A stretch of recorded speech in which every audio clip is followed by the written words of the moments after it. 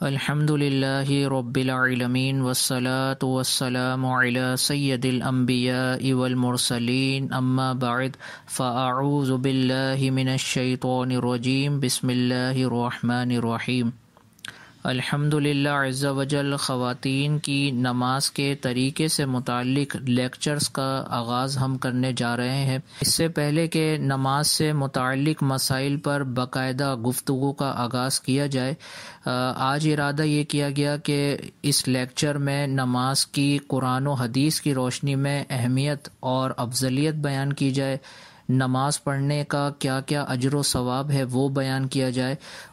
اور نماز نہ پڑھنے کے نتیجے میں کس کس عذاب میں مبتلا کیا جا سکتا ہے اس بارے میں بیان کیا جائے۔ انسان کا یہ ایک فطری تقاضا ہے کہ جب کسی عمل کے نتیجے میں اس کے سامنے اجر و ثواب رکھا جاتا ہے تو اس عمل کو کرنے کی ترغیب پیدا ہوتی ہے اور اس عمل کو کرنے میں اس انسان کی رغبت پیدا ہوتی ہے، اور اسی طرح جب کسی عمل کو ترک کرنے کی صورت میں عذاب کا تذکرہ کیا جائے تو خوف خدا کے سبب انسان یہ ارادہ کرتا ہے کہ اس سے یہ عمل ترک نہ ہو۔ تو اس لیے انشاءاللہ عز و جل ہم نماز کی اہمیت قرآن و حدیث کی روشنی میں بیان کریں گے اور اس کی افضلیت پر کلام کریں گے، اور نہ پڑھنے کی صورت میں اس کے عذابات کا تذکرہ کریں گے۔ اگر ہم اپنے رشتہ داروں میں نظر دوڑائیں تو رشتہ داروں کی 3 قسمیں ہوں گی۔ رشتہ داروں کی ایک قسم تو وہ ہے کہ جن کے بارے میں ہماری خواہش یہ ہوتی ہے کہ یہ ہمارے گھر نہ آئیں، یعنی ان کے فتنے فساد کی وجہ سے یا ان کی گفتگو کے انداز کی وجہ سے ہماری یہ خواہش ہوتی ہے کہ یہ ہمارے گھر نہ آئیں۔ جب بھی یہ ہمارے گھر آتے ہیں تو ہمارے گھر کوئی نہ کوئی مسئلہ ہو جاتا ہے، کوئی لڑائی جھگڑا ہو جاتا ہے، تو اس لڑائی جھگڑے کی وجہ سے ہماری خواہش یہ ہوتی ہے کہ یہ اس قسم کے رشتہ دار ہمارے گھر بالکل ہی نہ آئیں۔ اور رشتہ داروں کی دوسری قسم وہ ہوتی ہے کہ جن کے بارے میں ہماری خواہش یہ ہوتی ہے کہ یہ آ تو جائیں لیکن زیادہ ہمارے گھر پر نہ ٹھہریں بلکہ فوراً اپنے گھر واپس چلے جائیں۔ اور رشتہ داروں کی تیسری قسم وہ ہوتی ہے کہ جن کے بارے میں ہماری خواہش یہ ہوتی ہے کہ جب یہ ہمارے گھر میں آ جائیں تو پھر ان کو واپس بھیجنے کا دل نہیں کرتا، بلکہ خواہش یہ ہوتی ہے کہ یہ اب ہمارے گھر پر ہی رہیں۔ تو گویا یہ 3 قسمیں ہو گئیں رشتہ داروں کی، اور یا مہمانوں کی 3 قسمیں آپ کر لیں۔ تو ایک قسم تو وہ ہے کہ جن کے بارے میں ہماری خواہش یہ ہے کہ یہ ہمارے گھر میں قدم ہی نہ رکھیں، گھر میں بالکل نہ آئیں۔ دوسری قسم وہ ہے کہ جن کے بارے میں ہم خواہش تو رکھتے ہیں کہ آئیں، لیکن ساتھ میں یہ خواہش بھی ہوتی ہے کہ یہ زیادہ نہ ٹھہریں بلکہ تھوڑی دیر ٹھہر کر اور پھر چلے جائیں۔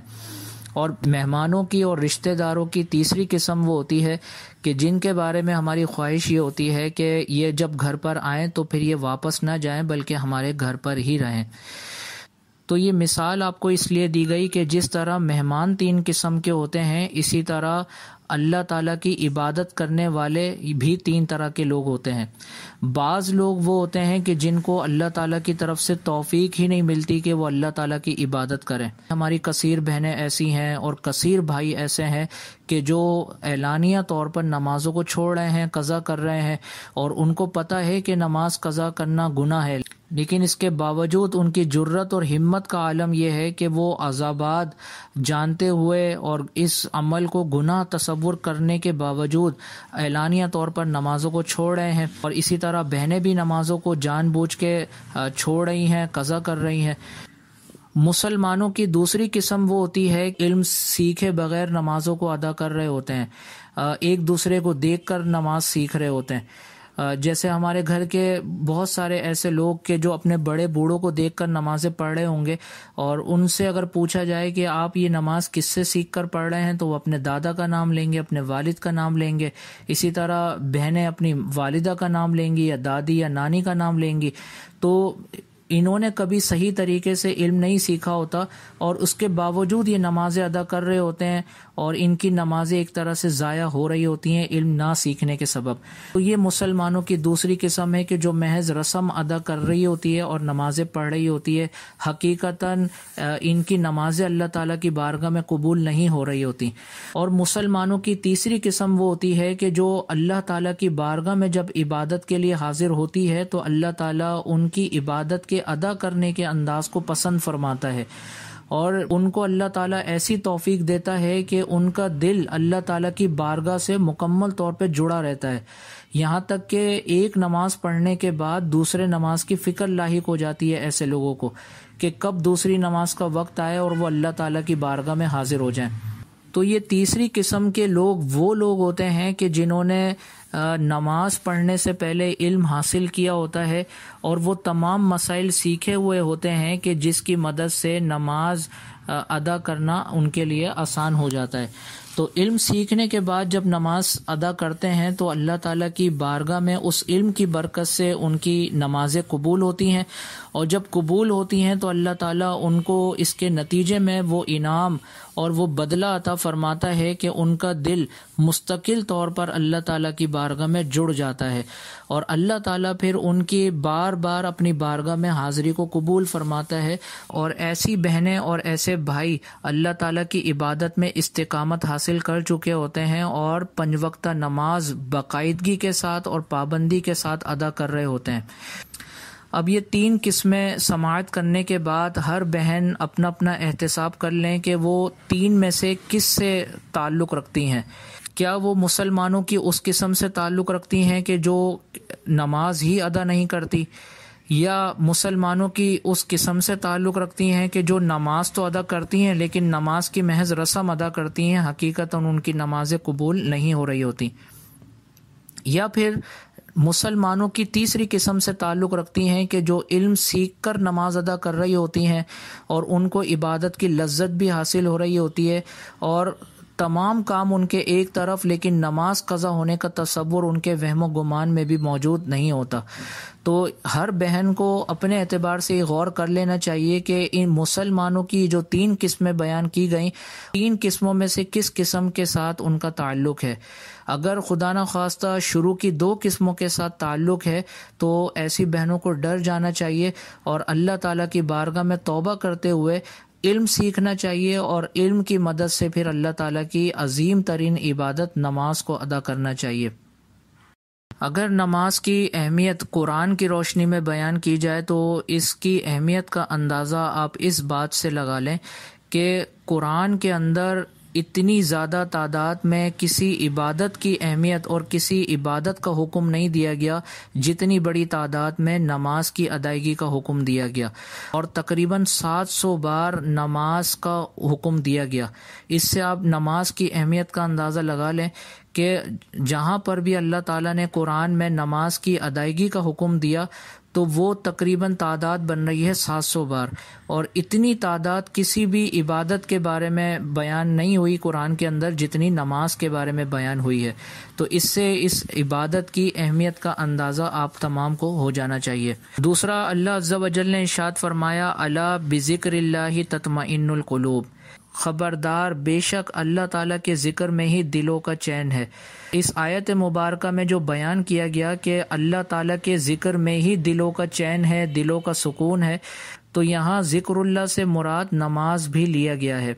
تو ذکر کی کئی اقسام بیان کی گئی ہیں، تو جتنی بھی ذکر کی اقسام بیان کی گئی ہیں ان میں افضل ترین ذکر نماز کی ادائیگی ہے، اور نماز باقاعدہ خود ایک اللہ تعالیٰ کا ذکر ہے،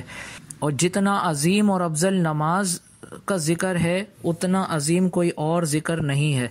لہٰذا وہ بہنیں جو سکون حاصل کرنا چاہتی ہیں، دلوں کا اطمینان حاصل کرنا چاہتی ہیں، تو ان کو چاہیے کہ نماز کو استقامت کے ساتھ ادا کریں، اور وہ اپنے ذہن کی ڈکشنری سے یہ بات نکال دیں کہ ان کی زندگی میں کبھی کوئی نماز قضا ہوگی۔ تو نماز قضا ہونے کا تصور ہی زندگی سے نکل جانا چاہیے۔ ایک نماز قضا ہونے کا بھی بہت بڑا وبال ہے، بہت زیادہ عذاب ہے۔ لہٰذا اللہ تعالیٰ کے عذاب سے اپنے آپ کو بچانے کے ارادے سے اور خوف خدا کے سبب نماز کو قضا ہونے سے بچانا چاہیے۔ ضمناً یہاں پر یہ بھی یاد رکھیں کہ بہت ساری بہنیں ایسی ہیں جو وظائف کے حصول کے سلسلے میں بہت زیادہ خواہش کا اظہار کرتی ہیں کہ ہمیں یہ وظیفہ دے دیا جائے، ہمیں یہ کام کرنا ہے، اس چیز کا وظیفہ دے دیا جائے۔ تو یہاں پر یہ بات یاد رکھیں کہ جو نماز کی ادائیگی کے سلسلے میں کوتاہی کرے گا تو وہ کوئی سا بھی وظیفہ پڑھ لے، طاقتور ترین کوئی وظیفہ پڑھ لے، اس کا وہ کام نہیں ہونا، اس کا وہ مقصد اس وظیفے کی وجہ سے حاصل نہیں ہونا، کیونکہ جو نماز کی ادائیگی کے سلسلے میں کوتاہی کر رہا ہے وہ یقیناً اللہ تعالیٰ کا نافرمان ہے، اور جو اللہ تعالیٰ کا نافرمان ہو تو پھر اللہ تعالیٰ اس بندے کے مقاصد کو پورا نہیں فرماتا۔ لہٰذا بجائے وظائف کو ترجیح دینے کے نماز کی ادائیگی کو ترجیح دی جائے تو انشاءاللہ عز و جل اس نماز کی ادائیگی کے ہی برکت سے بہت سارے زندگی کے مسائل حل ہو جائیں گے۔ اسی طرح نماز نہ پڑھنے کے عذابات بھی بیان کیے گئے ہیں۔ قرآن پاک میں سورہ مدثر آیت نمبر 43 کے تحت یہ بیان کیا گیا کہ جب جنتی جہنمیوں سے پوچھیں گے کہ تمہیں کون سا کام جہنم میں لے کر گیا، تو اس پر وہ جواب میں کہیں گے کہ ہم نماز نہیں پڑھتے تھے۔ تو اب اس سے اندازہ لگائیں کہ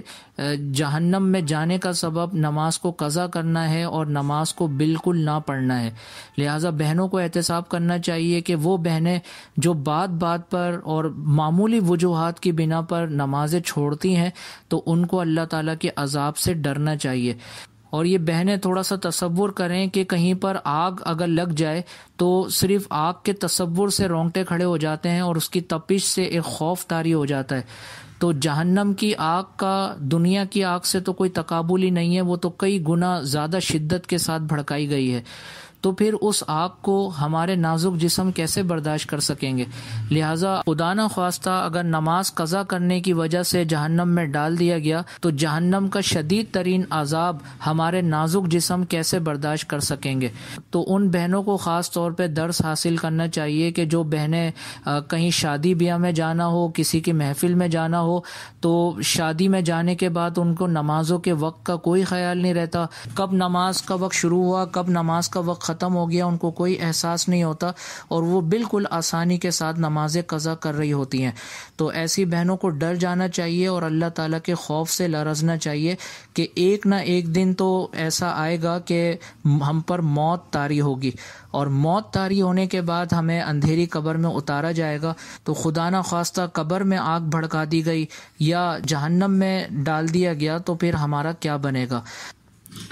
تو تمام بہنیں یہ نیت کریں کہ ہم سے سابقہ زندگی میں اگر نمازیں قضا ہو گئی ہیں تو انشاءاللہ عز و جل ہم اس کو جلد سے جلد ادا کریں گے، اور آئندہ زندگی میں اب ہم سے کوئی بھی نماز قضا نہیں ہوگی۔